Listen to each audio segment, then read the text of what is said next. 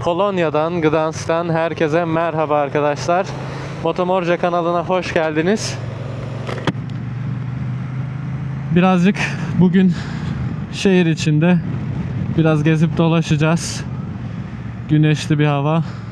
Birazcık rüzgar var ama olsun. Buna şükür, çünkü güneşe hasret kaldık yine Polonya'da. Nisan'ın başı itibariyle 1-2 haftaya havalar burada da artık ısınacak. Gerçi duyduğuma göre Türkiye'de de havaların durumu aynıymış. Birazcık Motomorca kanalından bahsedeyim. Yeni geliyorsunuz hepiniz, çünkü zaten kanalın ikinci videosu olduğu için. Motomorca kanalı motosiklet üzerine bir kanal, ama yalnızca motosiklet değil. Bazen birlikte spor yapacağız, bazen birlikte ülke gezeceğiz, şehir gezeceğiz, birlikte kamplar yapacağız. Motosikletle ilgili güncel konuları ele alacağız. Hayatla ilgili güncel konuları ele alacağız.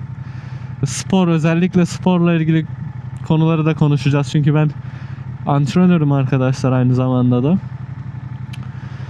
Birlikte kanalı büyütüp, birlikte gelişip, birlikte yeni şeyler öğrenip, birlikte yeni yerler gezeceğiz.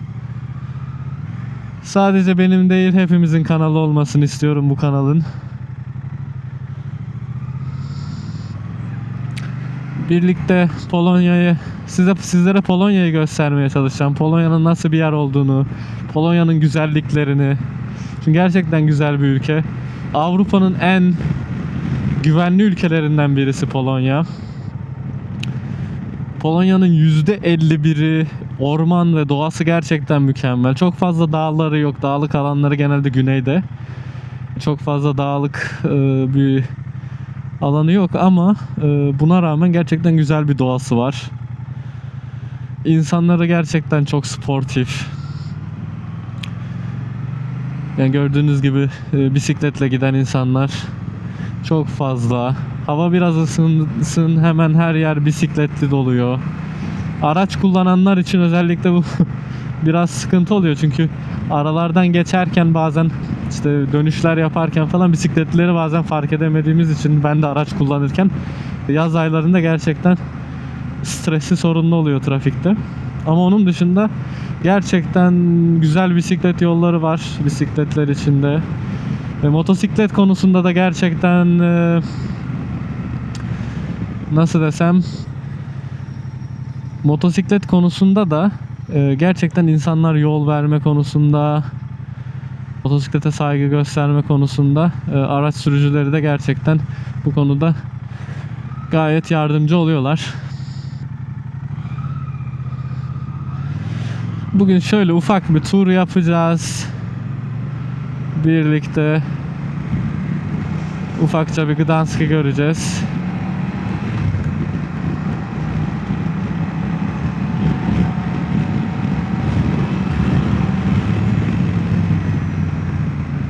Tam da trafik zamanına mı denk geldik? Keşke hiç buraya girmeseymişiz.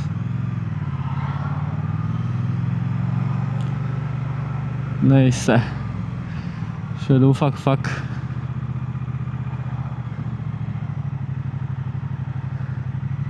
ilerleyeceğiz.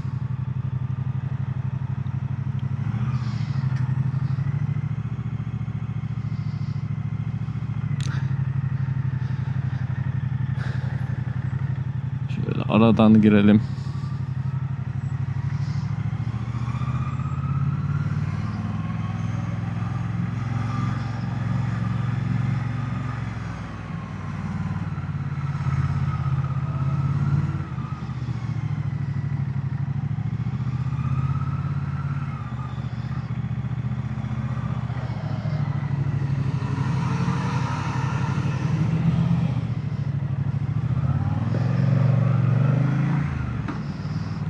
Bu arkadaşımız biraz heyecanlıydı.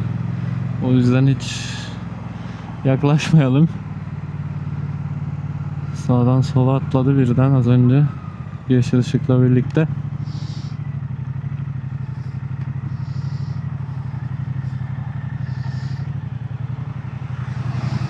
Hemen şuradan da atlayalım. Kusura bakmayın, şu anda trafiğin çok yoğun olduğu için dikkatimi trafiğe vermeye çalıştım biraz. Şu trafiği bir atlatabilirsek.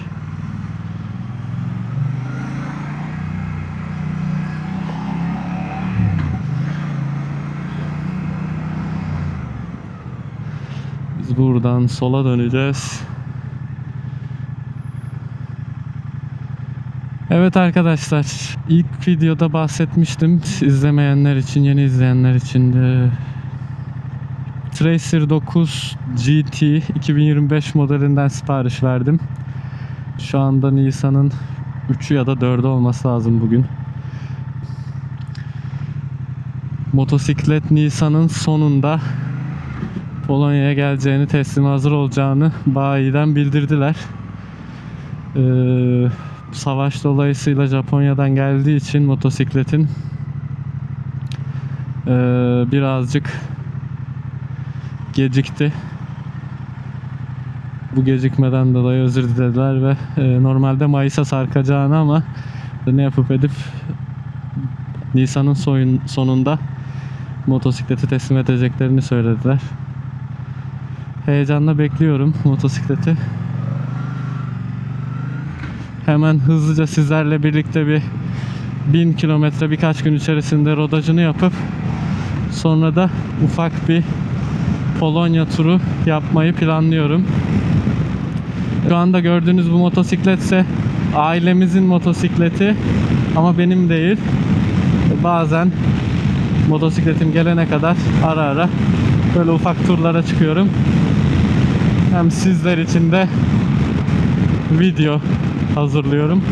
Şimdi Gdansk'ın merkezi Stare Miasto dediğimiz eski şehir merkezine doğru gidiyoruz. Oradan geçip şehir içinden ben eve doğru yol alacağım. Birazcık şehrin içini görmüş olalım.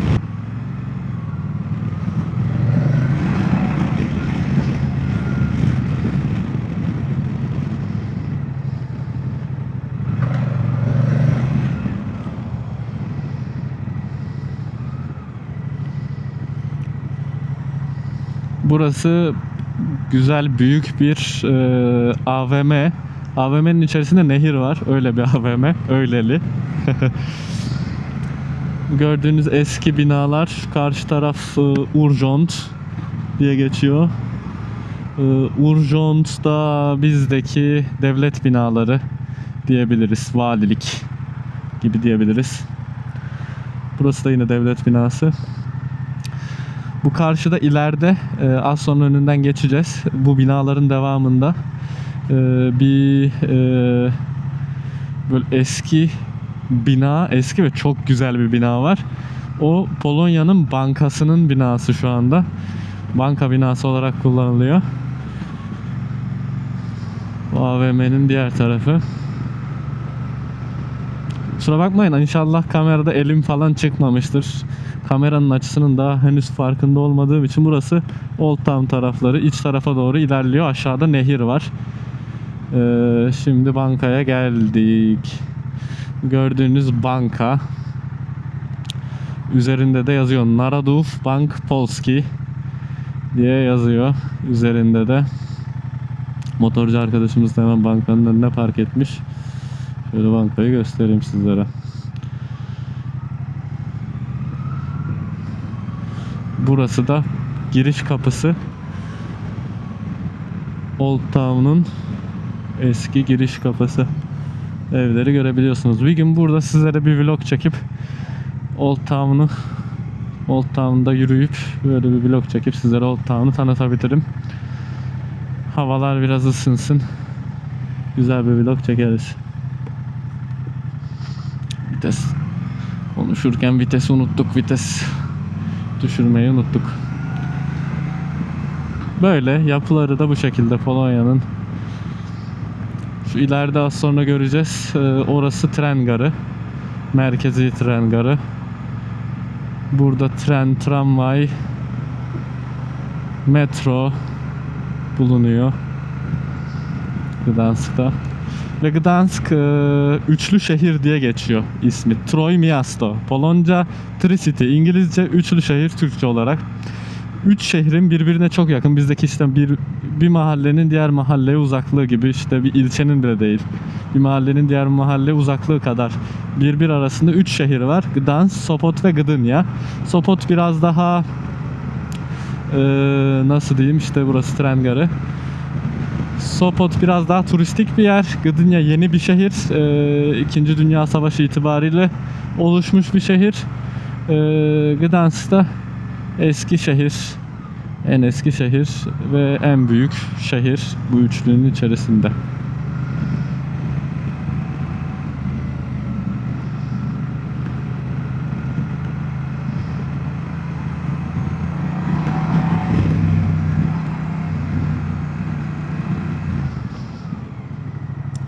Hop.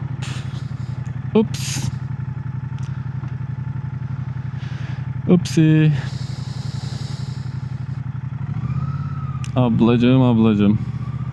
Ne yapıyorsun ablacığım? İki şeridi kapattın ablacığım.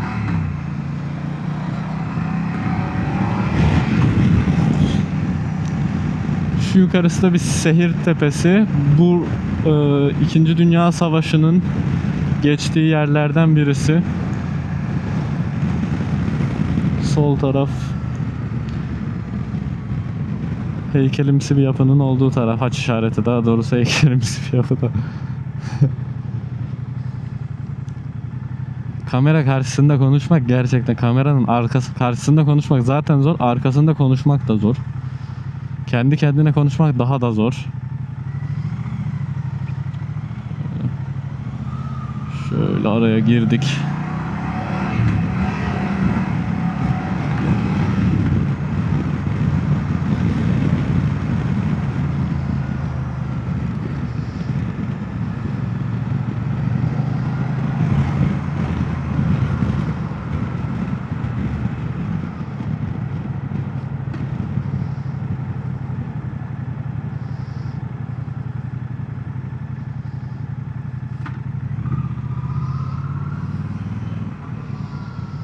Şu anda kullandığım motosikletten bahsedeyim sizlere. Şu anda kullandığım motosiklet 2024 model Moto Guzzi. Sıfır olarak alındı. Ve gerçekten memnun da kalındı. Şöyle söyleyeyim, Türkiye'de çok fazla var mı, nasıl bilmiyorum ama Moto Guzzi Stelvio ile ne zaman bir yere gitsem, bir yere park etsem gerçekten insanlar gelip işte sorular soruyor. Motosikleti inceliyorlar. Gerçekten ilgi çeken güzel bir motosiklet. Ben küçük GS diyorum. Gerçekten çok memnun kaldığımız bir motosiklet. İkinci motosikleti alırken de aslında Moto Guzzi'nin, ya Stelvio'yu yine düşündüm ama zaten bir tane Stelvio varken bir tane de farklı bir karakterde motosiklet almak istedik. Biraz daha sportif bir motosiklet olsun istedik. Bunun için de işte BMW F9 XR ve Tracer arasında kalmıştık. Tracer'ın da 9 GT'sinin siparişini verdik. Bu ay sonunda inşallah elimize ulaşacak. Elimize Tracer ulaştığında da teslim alırken de sizlere bir video ayrıyetten çekeceğim. Tracer videosu da çekeceğim.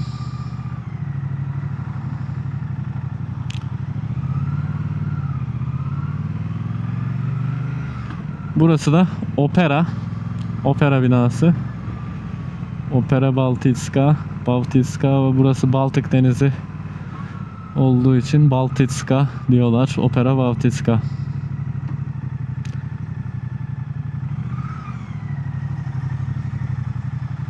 Şöyle aralardan bir geçelim.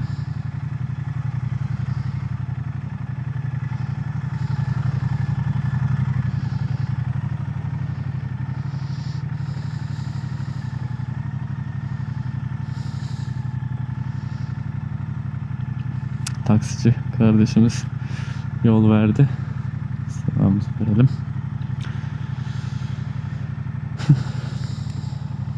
Opera. Buranın tramvay durağında çok güzel. Opera Bałtycka. Durağa geldiğinizde böyle söylüyor. Böyle bildiriyor durağı. Her durağın farklı söyleşi var. Mesela ben Spor Üniversitesi'nden ilk yüksek lisansımı yapmıştım burada. Orada da farklı bir şekilde söylüyordu.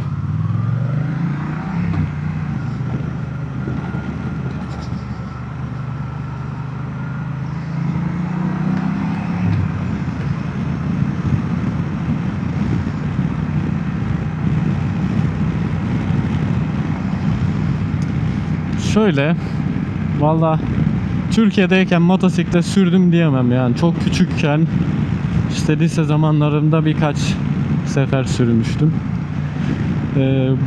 Yani burada motosiklet sürmek gerçekten rahat. İnsanlar yol veriyor, insanlar saygı duyuyor.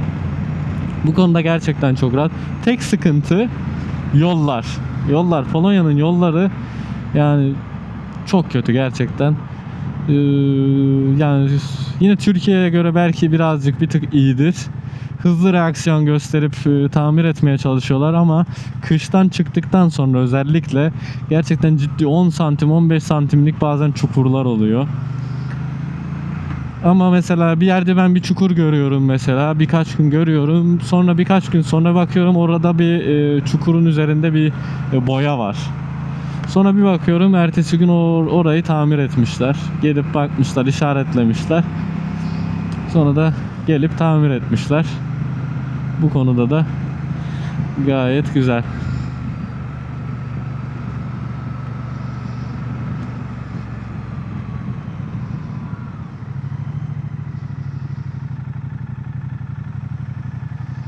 Yine kaldık yüksek viteste.